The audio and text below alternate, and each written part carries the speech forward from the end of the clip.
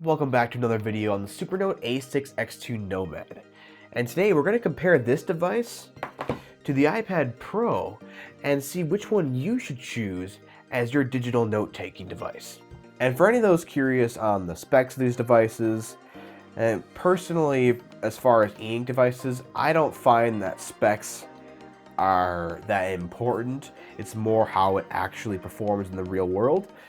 But I will put the specs for both these devices on screen now so you can pause and look at the differences if you choose.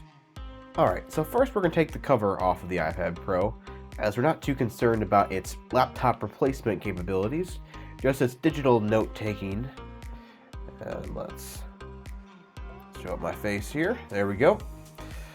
Alright, and right next to it is our Supernote. Go to a new note as well. Right off the bat, we can say this. Obviously, the iPad Pro can do a lot more than the Supernote. So if you just want your device to be able to function greater or more, something like the iPad Pro or just an iPad in general is the way to go.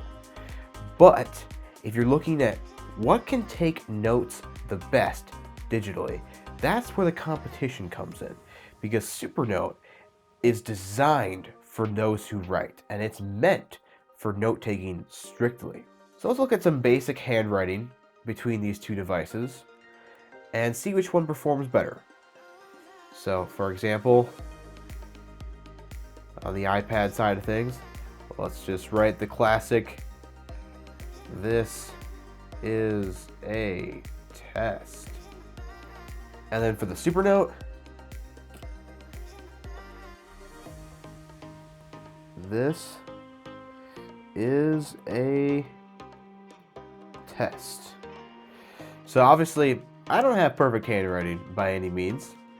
And honestly, between the two here, there's not a striking difference.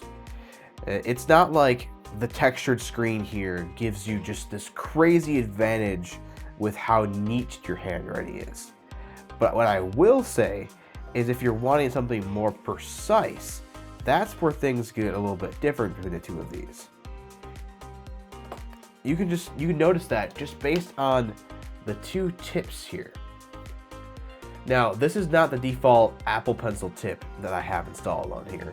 This is actually Pen Tips 2. I believe it's the hard version, so it doesn't wear down as fast, but it has a little bit of silicone on the outside of it that gives it some grippiness on this glass screen. And that helps with the handwriting quality for sure. And it makes me not have to get something like the Paperlike screen protector, which is textured, and it does decrease the quality of screen here as well. But just the way Supernote designed the Heart of Metal Pen 2 with that incredibly small nib. If you want precision between these two, this is the clear winner, and I'll show that as best I can here. So let's move to a smaller pen size. I believe this is one of the smallest. All right, there we go. We can go even smaller here.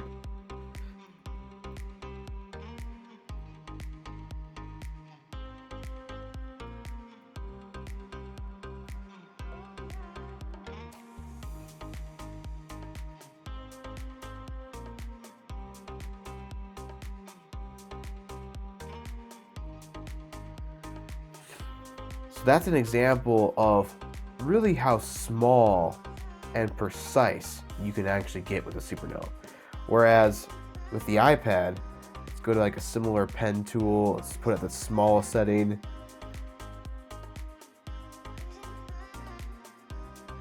So it's not terribly different, but as you can see, I did make a lot more mistakes, and I hit mark here. Oh, look, I can't even mark that quite right. That's another thing. When you tilt this pen, it's not as accurate as when you have this tilted. Still, right where that tip is usually where it's going. Also, something to note is just the latency in general.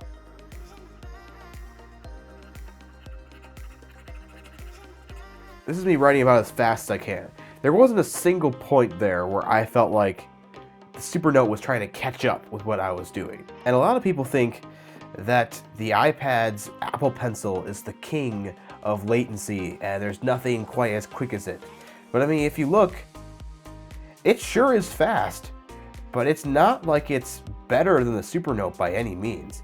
In fact, there's still times where I feel like it is delayed just ever so slightly, where I've never felt like my Supernote pen is delayed. In fact, sometimes it seems like it almost reacts faster than when I'm writing it. I assume their latencies are probably pretty similar, but it is still cool to know that you're not downgrading on quality here. If anything, it feels more fluid and it feels quicker on the Supernote. However, when it comes to speed, obviously with the e-ink screen, its refresh rate is going to be much lower, where the iPad Pros have 120 Hertz refresh rate. So they are smooth on every other operating part of the device, and how going through your apps and everything like that, everything is very buttery smooth here. But with the Supernote, starting to navigate around, like even going to pages, it takes a little bit, stutters a little bit here, and going out of the app kind of slows down. Going back here, there's a little bit of hesitancy. All that kind of stuff is because of the e-ink technology. It's not really the fault of the Supernote, it just is how it is. Which again, this brings me to the next point just about the screen technologies being different. So with the iPad Pro, you get either LCD or mini LED right now, potentially OLED on the future iPad Pros, but that's a whole other discussion. And that is a superior quality of screen than an e-ink screen. Superior as in visually, but how it affects your eyes, how it affects your battery life, those are not necessarily superior. E-ink screens are known to be more like paper, where they are easier on your eyes, they don't produce as much blue light, they're not as taxing on your eyes.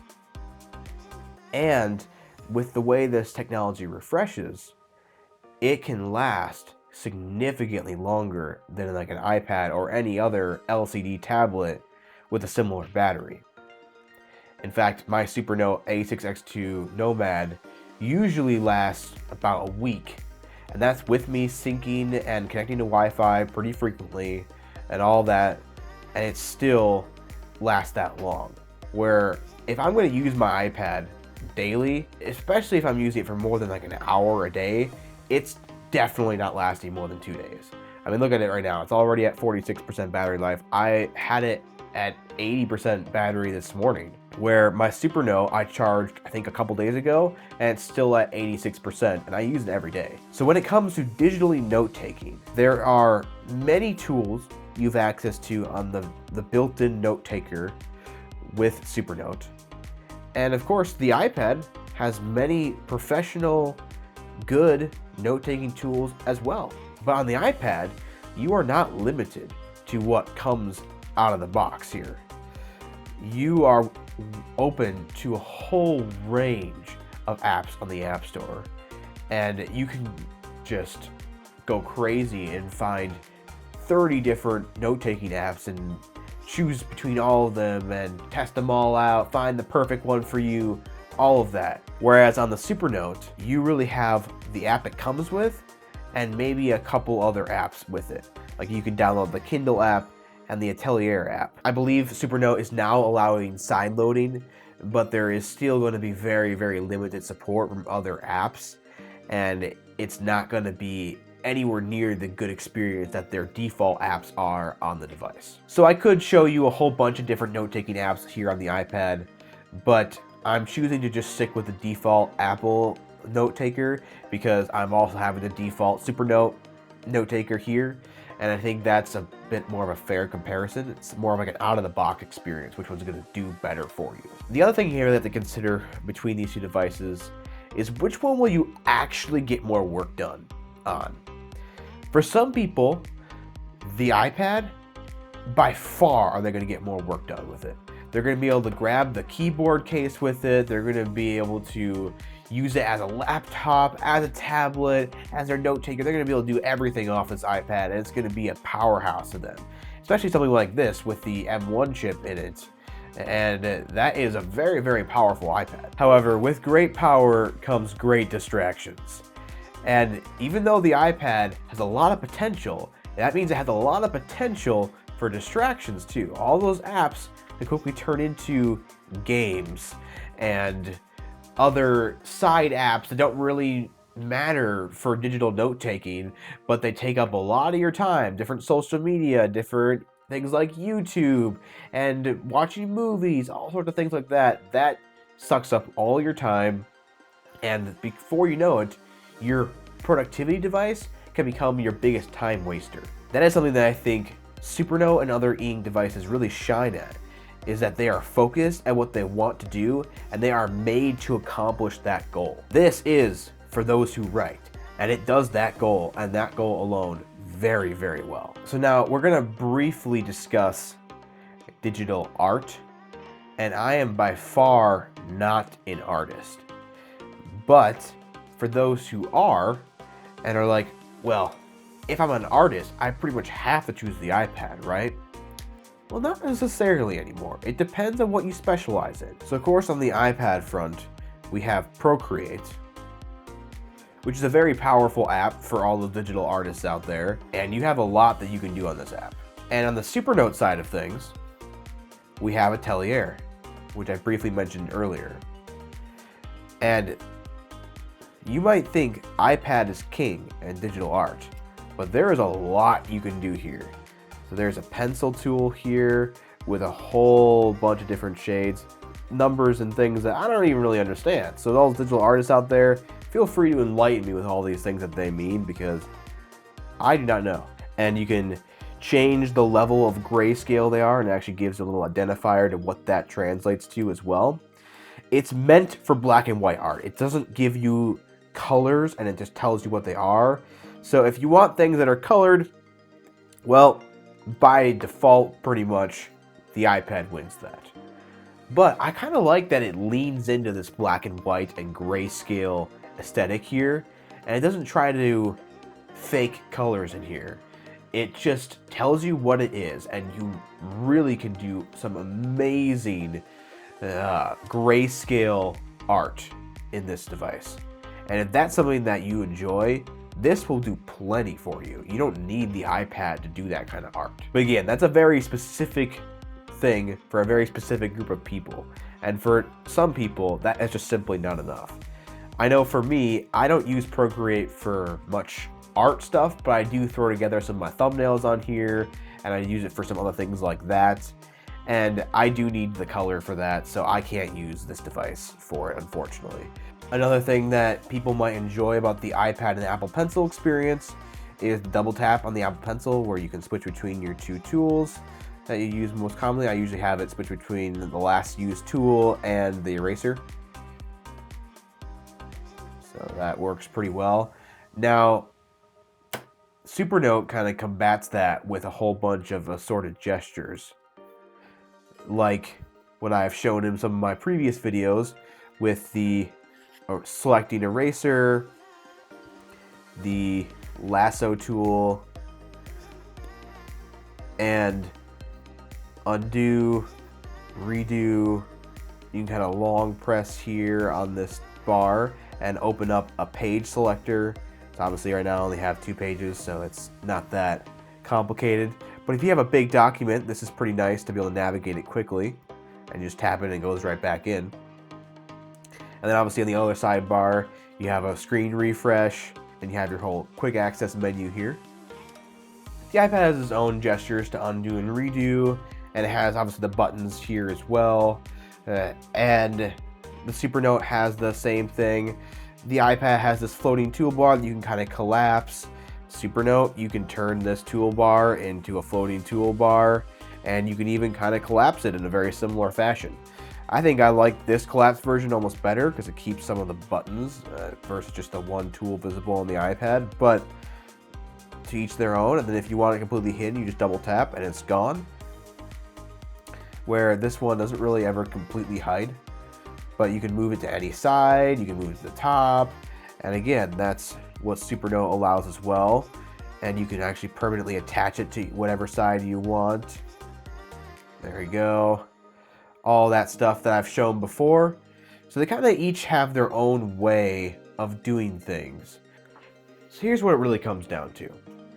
Do you need the extra features of an iPad? Do you need it to be your laptop replacement? Do you need it to watch movies and do things like that? If that's the case, you already know the answer. You need an iPad. This cannot do those things. But if you're looking at the best, the most purpose-built note-taking device for digital environments, then I think you should really consider the Supernote. I have both, and I do use my iPad for some things, but when it comes to note-taking, the Supernote is what I pick up first. It feels the most like writing on paper. I've had a paper-like screen protector on my iPad before, and that did not solve the problem. The problem is the Apple Pencil and the iPad are not pen and paper, where the Supernote and the Heart of Metal pen almost feels like pen and paper, and it's pretty stinking close. And the way the device acts, it just acts like how it should, and it can only do that one thing. It is just a notebook, and that's all it's trying to be. Where the iPad, it's flexible. It can do a lot, and that's awesome. I love my iPad. But when it comes to note-taking, I still choose the Supernote. So my recommendation to everyone out there is, if you're looking for the most focused, dedicated note-taking device, try the Supernote. If you need an everything device, something that does it all, and you want as much all-in-one capabilities as possible, and you're willing to spend a little bit extra, go for an iPad Pro, because it is still a fantastic device and you will not be disappointed in it. If you're looking to get the iPad Pro for yourself as well, I will have a link to the 2 sizes of it from Amazon, and I still highly recommend it. I mean, I use it daily, but I also use my Supernote daily. So if you want both, that's still a great option too. You don't have to have one or the other, but when it comes to note-taking, I still find that Supernote wins. If you're curious about my setup, the camera I use, the different mounts and stuff I use, I have my current gear listed in below, and I also made a video on how the iPhone 15 Pro Max can be your only camera, and I have updated my setup since then, so if you're wanting to see a follow-up, let me know that too. I think this device is a fantastic companion to any of those doing a lot of writing or note-taking, and they want things saved in a digital space. Thank you for watching this video. Again, comment below any questions, any follow-ups you may want from this video, and let me know if there's something related to the Supernote or related to the iPad that you'd like to see a video on as well. I've made a video and a couple of videos actually off of people's comments. I'm totally willing to do that. So if you want to see something more in depth, just let me know and I can do that for you guys.